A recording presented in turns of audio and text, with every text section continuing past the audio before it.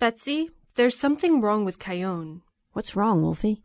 A role-building transfers executive dashboards. As a result, the project manager proactively improves our granular, reliable, growing, and compliant segmentation.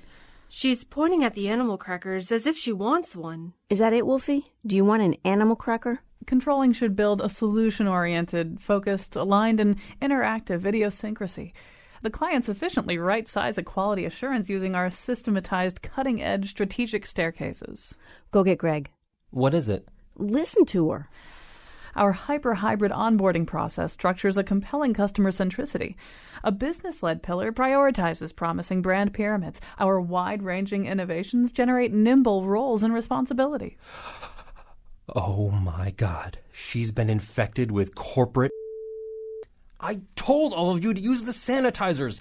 Seal off this department. Nobody from the 6th floor gets down here. We're going to Code Brown. Repeat, we're going to Code Brown. A thought leader quickly enables our well-planned performance across our portfolio. What? Solutions-based differentiators embraces blended approaches, while responsiveness and branding strategy target the brand manager. Damn it, she's got it too. Lydia, I need you to lock them in the bathroom. We can't take the chance of this spreading. The human resources proactively structure the value-added quality management systems by thinking outside of the box. We're all gonna die. Robots and apes will rule the planet. Introduce the show. A sizable dotted line incentivizes the gatekeeper, so it's time to differentiate a vertical energy. And now he uses measure and cross-fertilization to inspire his chief client relationship officer, Colin McEnroe. Yeah, we've had a little problem here with that. So that's a little bit more what we're going to be dealing with in the final segment of the show, that particular way in which corporations and consultants to corporations, usually in a quest to sound smarter than they actually are, begin inventing words and usages and twisting grammar around and using nouns as verbs and verbs as nouns. We'll get to all that. We're not talking about that right now. We're sort of really going to be talking about, initially anyway, the need for a new word, where a new word might come from. So, first of all, let me tell you who's on the show. We have an all-star lineup. I mean, we really do here. Lizzie Skurnick is the author of That Should Be a Word, based on her New York Times Magazine column of the past. Peter Sokolowski, a regular guest here with us, lexicographer and editor-at-large at Merriam-Webster, and joining us also from the West Coast, Jeffrey Nunberg, a linguist at UC Berkeley School of Information, chair emeritus of the Usage Panel for the American Heritage Dictionary. You hear him a lot on Fresh Air, and he's the author of The Ascent of the A Word, which we probably won't be talking about that much today. But I'm going to quickly just tell a story from last night, all right?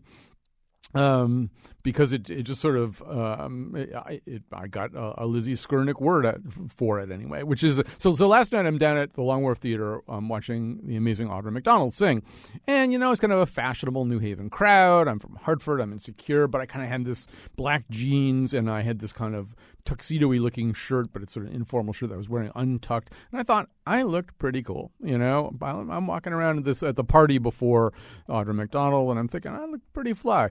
And so this woman comes up to me. She's a very fashionable-looking woman, and she catches my eye, and she kind of beckons me, and I go over to her. She goes over to me, and she says, now, do you have a restaurant, or is it just the catering?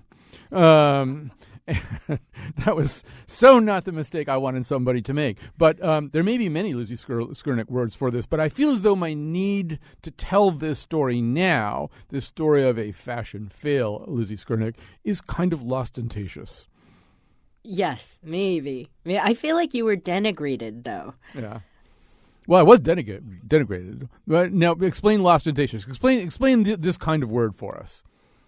Oh, ostentatious is really showing off your hardships. Yeah. And so I think you need to tell us sort of a little bit more about this project. So basically what you did in this column and with this book is there are things that need words, right? Yes. There are these new things in our culture, or there are these little, interwoven behaviors that we have. And so what I've done is try to fill those in and get a sense of what our modern world is doing. But, by creating sort of versions of the words we have, or, smooshes and portmanteau of the words we have, but not completely made up words. And so you make these words, and then you kind of push them out of the nest to see if they fly. Have any of them really taken wings? Have you seen, or taken wing, I guess one would say, have you seen one of your words? I mean, obviously the thrill would be in an informal, unplanned context to have a word of yours repeated back to you by someone who didn't know you coined it. Has that happened yet? No, that's never happened. Although, generally people like one word and another person hates the word. My draft or birth, which is to bring your a child that's been brought to a bar. My publicist thought that was the funniest word in the world. And, some reviewer was like, there are some stupid words like draft or birth. But also I think, my words are really to play with language. Some of the words that we really use, something like mansplain or manspread, they're not really word play, but they do really fill a need. And I think those are the ones that sort of catch on in active conversation. I want to talk to Peter and to Jeff Nunberg about this. So, Peter, I mean, assuming that Lizzie doesn't think words up, where do new words come from? Well, new words come from all of us, not just Lizzie. And in that case, we're all equal. That is to say, a dictionary editor has no more power than any other person for creating a word, because that's not how dictionaries work. We don't create words ourselves and put them in. We wait and see which words have caught on. And she had some great examples: mansplain and manspreading. If you observe social media at all, those are two very popular terms that I would say are likely to be included in dictionaries in the future. The word clickbait was just added to our unabridged dictionary online, and that's another good example. These are portmanteau words. Obviously, they're easy to form, but they are names for phenomena that are real, and therefore, because they're useful and they're easy to understand, they spread very quickly. We have 3 criteria for putting a word in a dictionary. First, widespread usage. Has to be used by many people in many places. Second is sustained usage, so over a period of time. And finally, meaningful usage. And by that we mean a word that is generally accepted to mean the same thing. So, for example, a word like supercalifragilisticexpialidocious, which we all know as a word, but we don't agree upon as something that carries meaning. It doesn't really mean anything except a long word that's fun to say. Jeffrey Nunberg, one of the analogies you use is to coffee, dripping versus percolating. Help us out with that. Yeah, well, there are words that enter the language by the drip method. That is to say, it's kind of trickle-down lexicography. They are coined by the media or people like the media, press agents and journalists and so on. And they work their way down into the language. Not that far, usually. It's hard to think of media creations that have actually become part of everyday speech compared to the number of them that are being churned out every day. And then there are the percolated ones that begin in everyday speech and slang and work their way up. And they tend to be different kinds of words. The portmanteau words that Lizzie was talking about, for example, there are thousands of these coined every year, some as jokes, some as part of the business slang you were talking about, and some of them do work their way into the language, co-opetition and that sort of thing. But most of them are kind of stunt words, and sometimes the dictionaries pick them up because it's, as Peter will be able to acknowledge, they're very good for getting media features about the new words you have in the dictionary, but they generally don't last very long. I was trying to think of an example of exactly what you're talking about. One that came to my mind, and Lizzie, I'm sure you saw this in a lot of places. The word normcore was introduced, I think, last year or the year before, and it basically describes the way I dress, which is to say... I just learned that word, actually. Oh, really? And my friend had to show me. Oh, God, yeah, I learned it like a week ago. And I was like, oh, so these people are just dressing like I did in 1987. Right. I dressed the way you dressed in 1987, and unfortunately the way I dressed in 1987. And so normcore is, I don't even know how to exactly explain it, but it's certainly dressing in a way that indicates very little regards to one's fashion choices and kind of like a tourist or something, It's just, but Peter, to Jeff's point, it seems as though that's an example. I mean, I remember reading about it in, I think, New York Magazine, and then reading it about there was a flurry of other articles about it. But it was a percolated term, right? It was a term that somebody tried to introduce, and it's the question is open about whether it can get kind of the street value that Jeffrey Nunberg is talking about. Sure, and because this you're talking about sort of being cool by not trying too hard, I guess, is one of the or not being cool by not trying hard enough. Maybe that's true, and yeah, it could be percolated. But the thing is, with social media, we all can be. We can all be sort of journalists. In other words, we can maybe have a combination of Jeff's drip method and the percolated method, because if you may have a great idea, but you're not a journalist, and it spreads quickly on Twitter or Facebook or something, and so it's moving faster than ever. I will say that when we add new words, it's absolutely true that we hear about the fancy ones or the ones from pop culture, but there's also, of course, the dictionary is a big book and it's full of very boring words, and a lot of them are really important, and if we don't keep up with them, we fall behind. And so, for example, we just added infographic, net neutrality, and palliative care. They're not so fun to talk about, but they're important parts of the culture and the lexicon. So we have to sort of get into that whole discussion also of sort of descriptive versus prescriptive. And so, Lizzie, I suppose we have to make sure there are no grammandos among us. Tell us what a grammando is. A grammando is someone who aggressively monitors your use of the English language. Although I just thought of a word for everyone being a reporter, which is sort of a grown word, but journalist. A journalist? Because we all join up? Yeah. So these are words, they just come to you. So Jeffrey Nunberg, you could be accused of being a little bit of a grammando. You monitor the use of the English language. And so one of the questions, in an environment like this one, where partly because of the digital revolution and maybe for other reasons too, there is kind of a need for new words a lot of the time, and sudden coinages of new words, and then ways of circulating them that are kind of non-canonical, right? There are all these just people out here shooting words around on the internet and trying to get them adopted. Does that make you worry that sort of the lexicon and the canonical lexicon is just either going to die or wither? No, not at all. I think people are coining many, many more new words than they ever did. They're being circulated more efficiently than ever before. And as Peter says, the line between public and private, which used to be pretty strict, has been eroded by all the media that merged the two. So you see lots and lots more words going into at least temporary circulation, but the average half-life of a new word is also decreased with time. So a lot of the words that dictionaries announce there with great fanfare they're including probably won't live as long as your hamster does. All right, so I feel as though there's a Skurnik. And then meaning nothing about your hamster. Yeah, no, but I feel like there's a Skurnik coinage coming in there that's sort of some kind of it has the word hamster in it somewhere. All right, so by the way, as we go along here, if you want to call in, don't call in to complain about the fact that the people in your office say conversate or something like that, because we've done those shows before, and we know you're angry, and you're angry about it. Maybe in the third and final segment, there could be a little bit of that.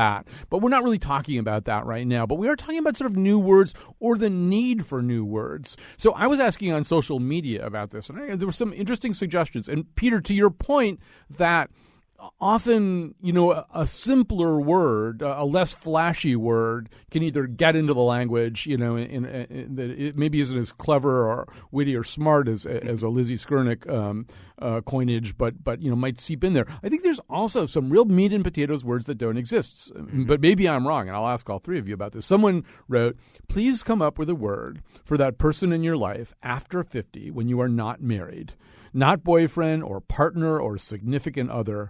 And then this person has written, please. And I know exactly what this person means, which is that, I'm over 6, I'm 60, and I am in a relationship, and I'm not married, and I feel pretty stupid calling that person my girlfriend. And significant other sounds clunky.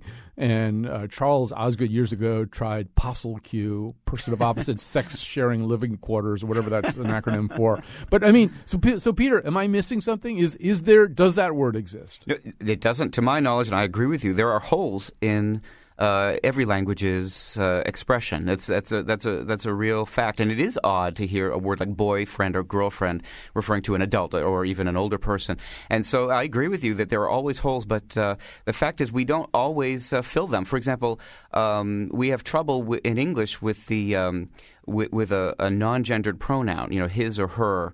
We can't refer to a singular person without referring to a gender, and that's caused a lot of trouble. But through the entire history of the language, they has been used as a kind of convenient solution, and is more elegant than some, as opposed to saying his or her, for example, or he or she. And so that's one of the holes that remains in English that we have not yet been able to fill. It's in the sense of everybody should admit that they took their baby to the bar. Exactly, yeah. It's called the epicene pronoun. The epicene pronoun, yeah. So, Jeffrey Nunberg, is there sort of a linguist's theory about about why a word doesn't emerge? I mean, that would seem to be kind of a useful word, particularly as society changes. There are more people who are in relationships who are not married to one another. Does anybody have a theory about the absence of something that should exist? Well, I think it's interesting that these words aren't adopted. I don't think it's now sometimes it is purely by accident. I don't know why we don't have a word prepone that means the opposite of postpone. It just makes so much sense. Instead you have to say the meeting's been moved up or something like that. That's just weird.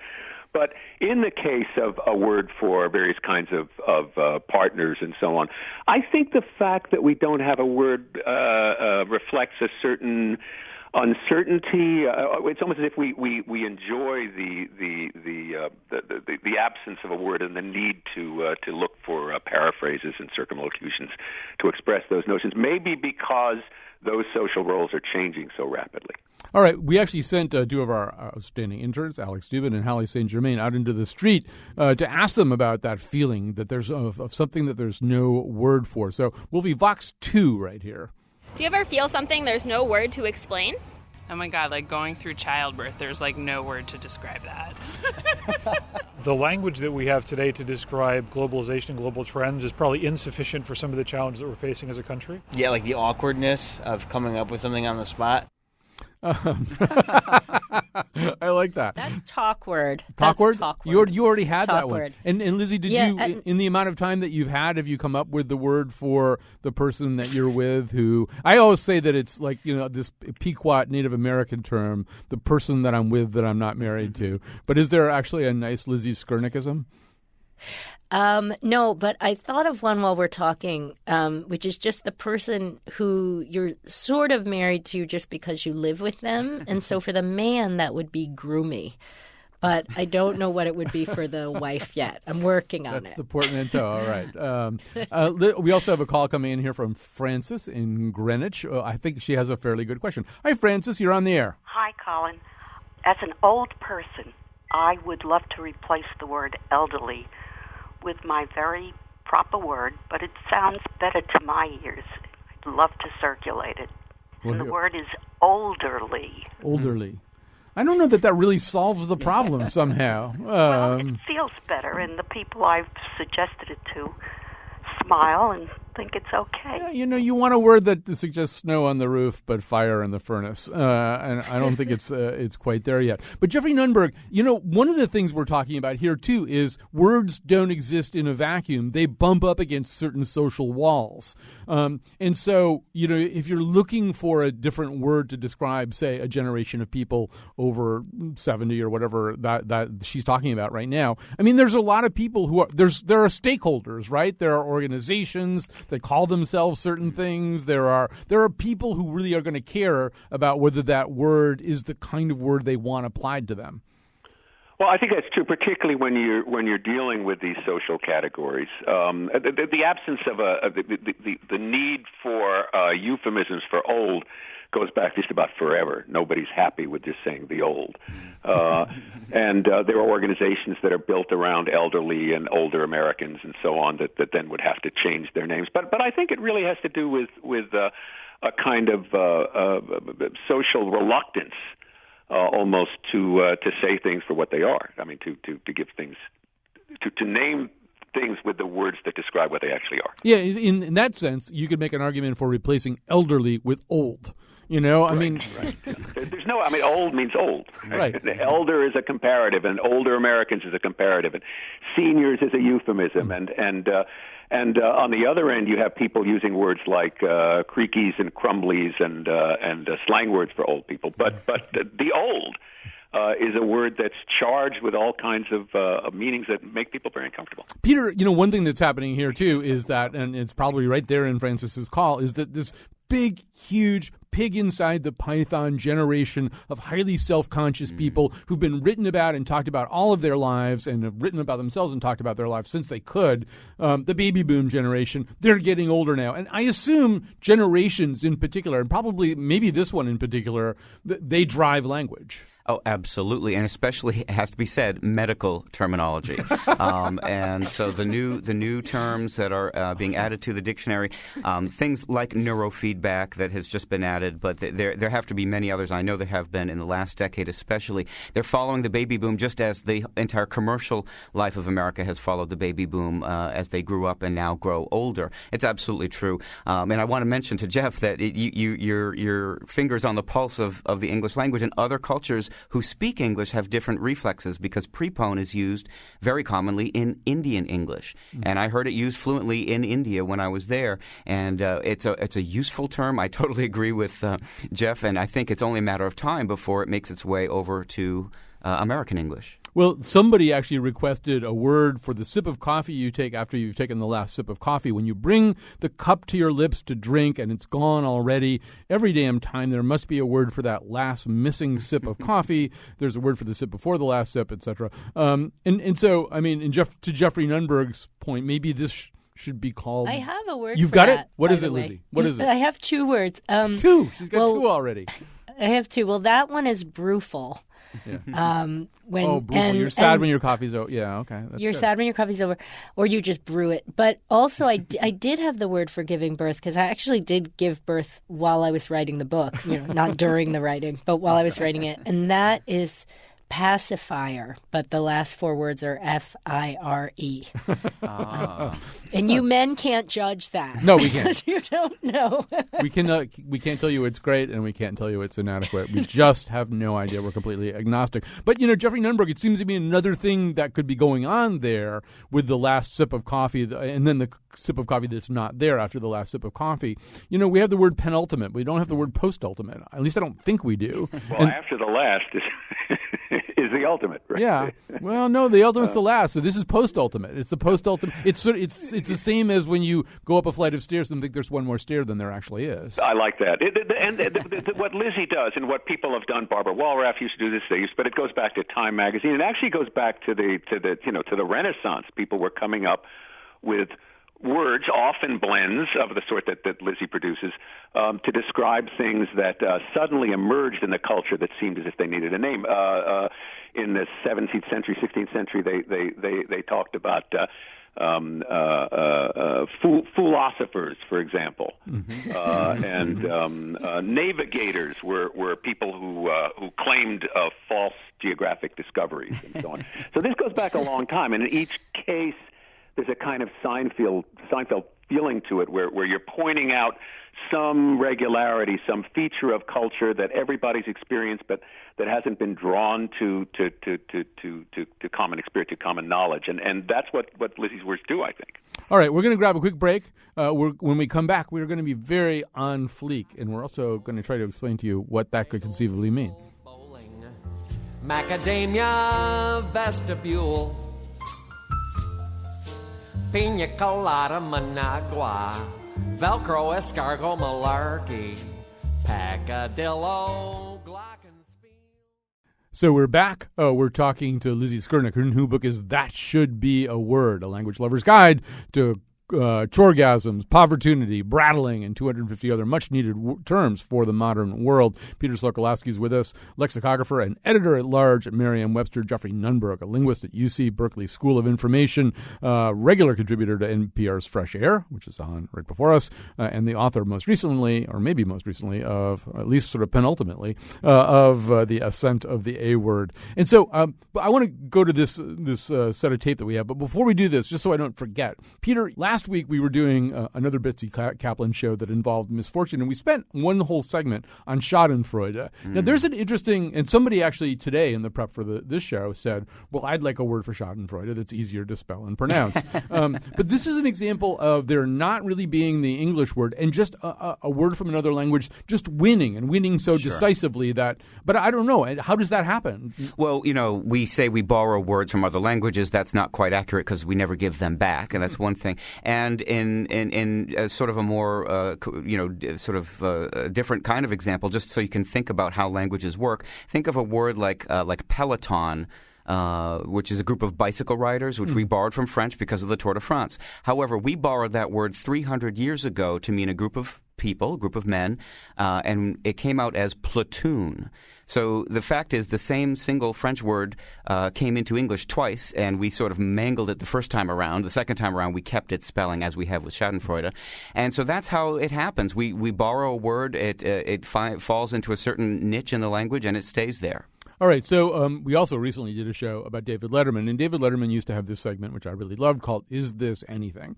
Yes. And Is This Anything is sort of an ultimate question for lexicographers and linguists. Sure. Is this anything? Absolutely. So we also, when Alex Dubin and Hallie St. Germain were out on the street, there was a term that came up that I personally had never heard, but all of our interns knew it. So let's hear that tape. What's your favorite new word? I like chillax. I think chilling and relaxing is like a great combination. FOMO. It means, I think it's fear of missing out. Fleek. Being on top of your game, like being 100% at all times. Like you have to be fleek. I'm such an old fart that new words don't fit into my vocabulary. I do pick up new things from my iPhone, so an app for this and an app for that. App. I like the word app. So there's a nice word. Well, in the middle of all that, you heard this term fleek or on fleek. And so it turned out that all of our interns knew this word. Some of them knew it only as something that they would use ironically. So it's a word that had currency for about 14 seconds, and then if you were in college instead of in high school, you would use it to sort of make fun of the way people in high school talk. But this came up with Jon Stewart recently. So let's hear that clip, too. But fine if she wants the city to burn. Who am I? I'm just a simple governor with the executive authority to provide a standing army of reservists. But I guess calling them out would not be on fleek, as the young people. You swore that that's a thing. You swore that on fleek was a thing. They swore to me. I said on fleek, and they said no, that's a thing. And I was like, all right, so Jeffrey Nunberg, this is kind of a linguist and lexicographer moment, maybe more of an anxiety moment for Peter Sokolowski because he and Merriam-Webster really have to make a call about something like this, but not an unusual thing. Something that's out there in the oral culture. The oral culture is also now the digital culture. It takes no time whatsoever for somebody to type in something that they've just said. So how do linguists make a call like this? I mean, it's something that people kind of know about, but not well enough so that Jon Stewart can get either applause or a laugh out of it. How do you evaluate something like this? Well, I think the very idea of making a call is an old-fashioned one. This still comes from the idea that once a word goes into the dictionary, it's been accorded an official welcome in the language, and it has an official status and so on. That hasn't been, it was never really true, but it was a useful fiction until, I think 1961 would be the year I'd say it ended. So that, they can put fleek in, they can take it out, it's around, it's out there, it's used a lot, almost always, as you say, in air quotes. But putting it in or out doesn't change its status. It's this word that appeared in a 6-second vine and caught on and was circulated, and why not put it in there? Ooh, he knows the whole on fleek story. That's kind of scary. He knows about the vine. So, Peter, what does that word have to do to earn its stripes? Well, first of all, it's been the subject of not one but two lengthy blog posts at our unabridged website, and in fact, the woman in question, the woman who said it in that vine, corresponded via email with my colleague Emily Brewster. and answered some questions about it, which is kind of fun because we almost have, as it's very rare to know the sort of the person who coins a term, but she did say that she meant it to mean something like perfectly done or just right, or on point, very correct, and it's really taken off. And every slang moves quickly and it changes fast, as we all know. There are certain words like the word cool. My friend David Skinner has written about the fact that this is a word that has always been cool. It was cool in the 50s and is still cool today. But a lot of words sound dated, and they were cool in the 70s, for example, and are no longer cool today. So, the fashion in language is just like fashion in clothing. So Lizzie, you're in the business of making up words, not mastering other people's words. Were you hip to on fleek? Yes, I was. Well, sorry. I actually have two thoughts about it. First of all, for your intern that wanted the other Schadenfreude, that's joy fail. Joy fail. Joy fail. That's it. Yeah. That's it. Thank you. And this is what I loved about on fleek, because when I heard it, I sort of thought of, en vogue, and I thought of chic. And I thought of just sort of fleek, like how you flick your hand when you're really, really cool. And so that's one of those words to me that sort of, it just suggests so many things that we have a sound for. And even though it doesn't mean anything, it's kind of like, it's fun for us to say automatically. And so I also was like, well, now I'm going to say on fleek all the time. Although it feels now it feels as though the on should be spelled E-N. I thought it was. No. I thought it was spelled E-N and that it was F-L-I-Q-U-E. I had no idea. Yeah, no, at least not in the hashtag. But all right, so here's Gay in New Haven with a comment or question. Hi, Gay, you're on the air. Hi, thank you for taking me. I just wanted to tell you about a word that my daughter came up with when she was, I guess, in her junior year of high school and having to read Charles Dickens, who, got paid by the word for what he wrote. And she came up with circumloquacious, So, which yeah, for people who have verbal diarrhea trying to get around not actually coming to the point, it's perfect. So it's basically the adjective of circumlocution. Yeah, there's the word logorrhea, of course, yes. Which is sort of similar, sort of on the model of diarrhea. But with words. Lizzie, we should just say a little bit more about what you do in your book, because one of the I mean, Peter kind of alluded to this before. There's just sort of realities in life. Life is changing very fast. The digital revolution is an incredible driver of change. So there is kind of a necessity for a word like clickbait. I think that was one of the ones that you mentioned, Peter. Or screen grab would be another one. I mean, you kind of have to have a word for that. What you've done is sort of also look at people's actual living conditions and working conditions and try to come up with words that do express common experiences. So you maybe run us through a few of these, like povertunity and cubicle and stuff. Give us a few of those. Well, so povertunity is a job with more status than salary. And the one that people really seem to like is fidgetal. And what I loved about that is that it was one of my layered words, so that it has fidget and digital. But I looked at it later and it also has digit, like your finger, but also like binary code. And so cubicle is one with C-U-L-L, that's when you fire people. And the one I love, again, for the lady who wanted childbirth, my favorite one is birthy, B-E-A-R-T-H-Y, which is to have sort of a natural birth experience. I was not very birthy. So, Jeffrey Nunberg, there's kind of a politics to, I mean, as Orwell proved, there's a politics to all aspects of language, but there's a politics to who comes up with words, particularly words that define and characterize a subgroup. And one of the ones that I thought about getting ready for today's show is anti-vaxxer. Okay, it's usually spelled with two X's too. Anti-vaxxer for people who, for one reason or other, do not want to vaccinate their children because they have health concerns or they've read this or that study. And that's a word that comes from without instead of from within, right? I mean, if a word like that becomes the word for what you are, you've kind of lost an important linguistic battle, no? Yeah, no, I think that's right. I mean, there are these battles over words, particularly since the '60s, when we hit on this idea of linguistic self-determination, that groups should have a right to name themselves and to decide what they shouldnly be called.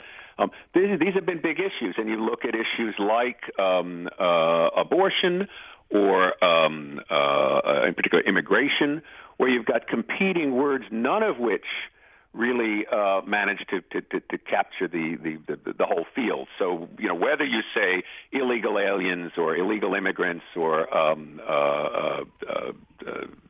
undocumented and so on, those all commit you to a point of view.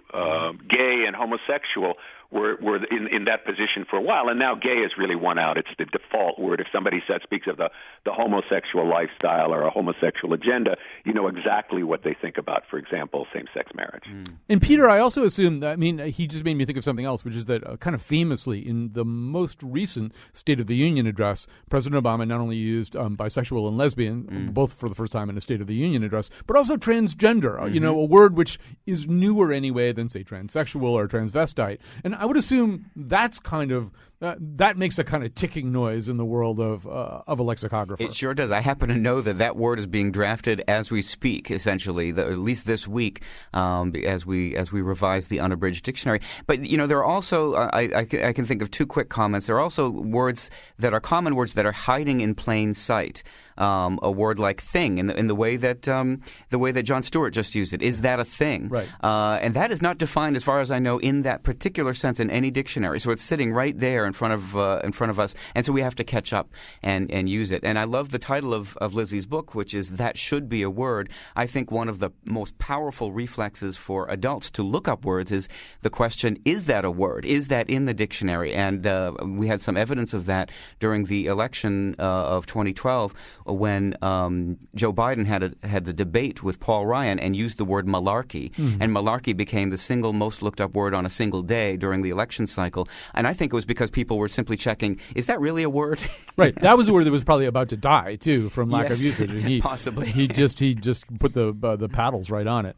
If I can add something there, I think Peter's hit on something important, because dictionaries in general and the media are much better at seizing on genuinely new words like twerk and so on than at the changed senses of old words, as with thing, or slur. It strikes me there is no dictionary I know of that has a definition of slur to mean a word that insults a racial or ethnic group in virtue of the membership in that group. Merriam-Webster doesn't have it, the OED doesn't have it, the American Heritage doesn't have it, and that's just because it evolved really in the 1960s out of older uses of the word, and nobody's caught on to that at this point, whereas twerk gets in there, is invented on a Tuesday and gets in on Wednesday. No, he's absolutely right. Let me give you, in 30 seconds, two great examples. One is the word macaron, which is the kind of coconut cookie. Macaroon is the other way of saying it, but it has also meant that kind of nice, the Parisian kind, the sandwich cookie. We've just finally added that one after 100 years of that kind of dessert.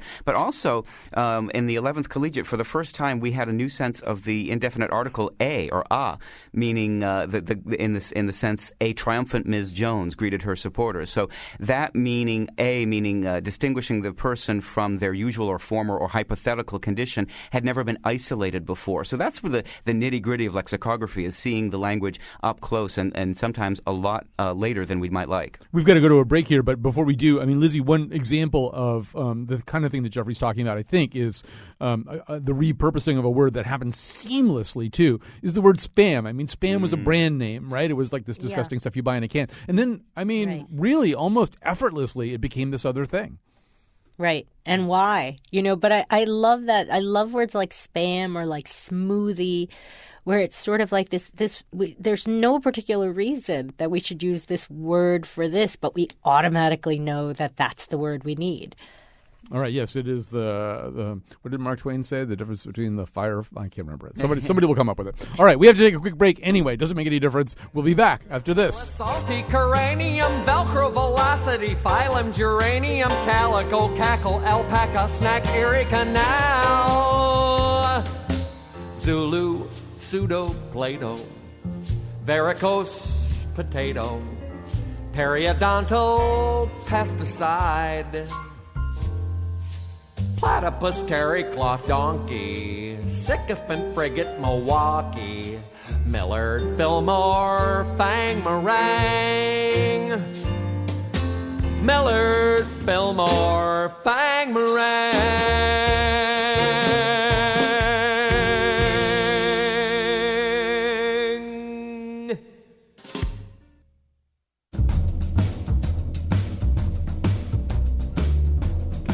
The key people who empowered the large-scale, siloed, and analytics-based calibration for today's show are Betsy Kaplan and me, Kyone Wolf. Our onboarding solution targets were Anna Geismar, Katie McAuliffe, and Allison Ehrenreich.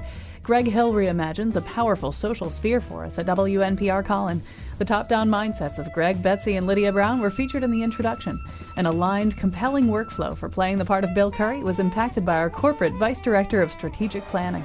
For show pages, articles, and videos of the Faith Middleton Show staff differentiating their go-to market collaborative flexibilities, visit our website, wnpr.org/Colin. And now, back to Colin. Yes, these announcements have made no sense whatsoever, but that's partly because they're in corporate speak. We're going to talk a little bit about that in this segment. So, and we're going to add one more guest to the conversation. But before we do, so Jeffrey Nunberg, Orwell in his essay on politics in the English language says, I wish I could quote it exactly, but he says when you hear words that or phrases that are used inappropriately in a kind of nonsensical way, it's a good indication that something abominable is happening, And so, I mean, he would have understood right away why collateral damage would be a term for people getting killed who were not the actual target of the weapon. But I feel like there's another thing that happens too, which is that, and you hear it in the corporate speak, that when there isn't that much to say, when there isn't a penetrating and fresh insight, when there isn't any new substance, or when there's a fear that there isn't any new substance, one of the things I think people resort to is just this twisting around of the language to suggest that something impressive is going on. I think that's true, but I think the interesting thing about corporate speech is that it's language that everybody, and I mean everybody, feels superior to.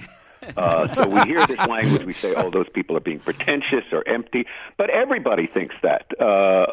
People post Scott Adams Dilbert cartoons on the walls of their cubicles. Scott Adams designs material for corporate HR departments. Management laughs at the language. Everybody laughs at the language. And that's really what makes it effective, that we can feel outside it, even as we use it, and the fact that we think it's ridiculous doesn't make it any less effective than if we took it absolutely seriously. So Orwell's picture of a world in which people use this language unthinkingly is not the way things work out. Actually, we use it with great irony, and it doesn't matter. It's like a school song. It doesn't matter if it's stupid. You sing along anyway.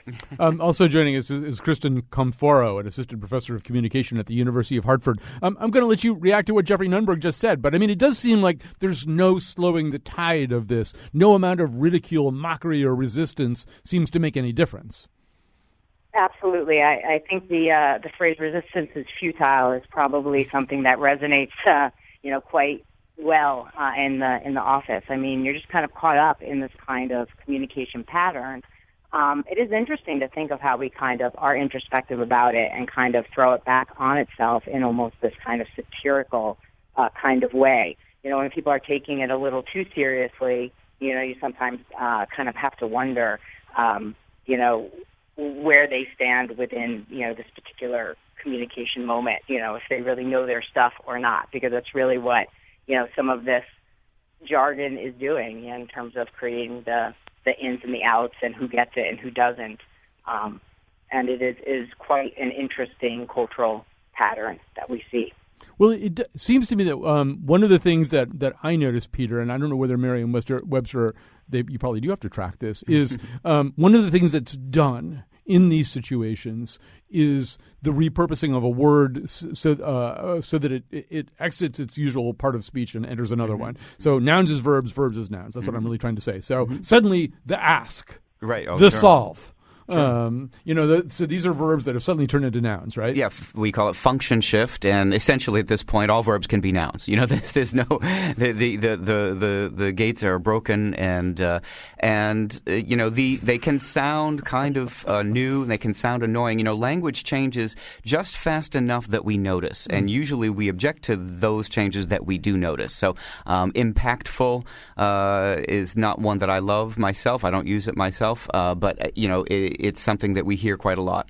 We had a wonderful, lovely, terrific guest on last week on a show, I won't say who it was, who used scenario as a transitive verb. He said, well, yeah, they didn't scenario this situation. Well, the new one for me is surface. Surface. We have to surface that on the website, and this is used by people paid many times more than me to make websites look good and look pretty and be functional, and I'm still surprised by it. But I understand it, and it's useful, and it's fast, and everyone in the room understands it. I don't understand it. Now, I'm in a little delicate position, Peter. Let me just say I have a friend who works at a company where they have a new mission statement come up that was dreamed up for them by consultants that says that part of the mission is to surface all sides of the issue without judgment. And I honestly don't know what surface means in that context. That's interesting. When in the context of websites, I understand it's to make visible and make put it on the surface. It's a kind of almost a literal understanding. That one I sort of get. It's a little foggy to me too, though. Jeff, I feel like they need to use the term "own it," right? They need to make it ownable rather than surface. Bring it down to your core, or bake it in, if you will. Oh, I hate all those jargon. Yeah, go ahead, Lizzie. I think it's float all ideas, maybe, because when I think they just mean float all ideas. Well, obviously, I think of something coming up from the deep. Yeah, if we don't have consensus on this, there's something wrong here. Well, so Jeffrey Nunberg, Peter just said the gates are broken, and you said earlier on that there was something old-fashioned about making the call. Who's going to make the call? I mean, is that just the case? I mean, do we have to just sort of crumple into a heap of genial agnosticism about this and just say, well, okay, whatever you want to do, whatever you want to say, it's fine? No, not at all. I think the people have much more respect for the dictionary than, frankly, the dictionary deserves nowadays as a institution that validates. Peter words. Can hear you. The time was when it's in the dictionary. Right. Conferred a certain status on a word as reflecting the opinion of elite usage and literary style and so on. And that's not true anymore. Anything gets into the dictionary. It should, given the opening to popular culture and the role of the media. So a dictionary should put anything in there. We still have a responsibility to decide that such and such is not a word you want to use in an op-ed in the New York Times or in writing a serious book, but it can be used in casual speech, that such and such is a piece of corporate jargon that has no place in my vocabulary. Those are decisions everybody has to make. You just can't look to this institution in Springfield or Boston or Oxford to make that decision for you. Yeah, he's absolutely right, and the fact is there is such a thing as standard English. And grammar represents the rules of a language, but usage is the manners of a language. And there is lots of usage of advice in the dictionary that tells you when and when not to use a word. There is such a thing as standard English. It's not a superior form of English, but it is a privileged form of the language. And if we want to exercise those privileges, that is to say, if we want to go to graduate school or get a job in a serious profession, we have to acknowledge those rules. And that's where some arbitration has to happen. Lizzie, you're going to get the last word on this show, but I'm wondering, I mean, in the midst of all that conversation, and I seem to be the most prescriptive person sitting here, but do you ever worry, I mean, that one of these words might be absorbed into the English language, but then sort of make curmudgeons on the New York Times copy desk look really unhappy? I mean, these are colorful, wonderful words in many cases, but, to some people, they're going to be, oh, no, not a word like that. I hate that word. I just ignore poopy pants like that in all areas of my life. All right. Poopy pants, by the way, is a word that caught on very easily. Yeah. Well, everybody understands what that one is, as opposed to surface anyway. Everybody understands what that means. Peter is poopy pants in the Merriam-Webster.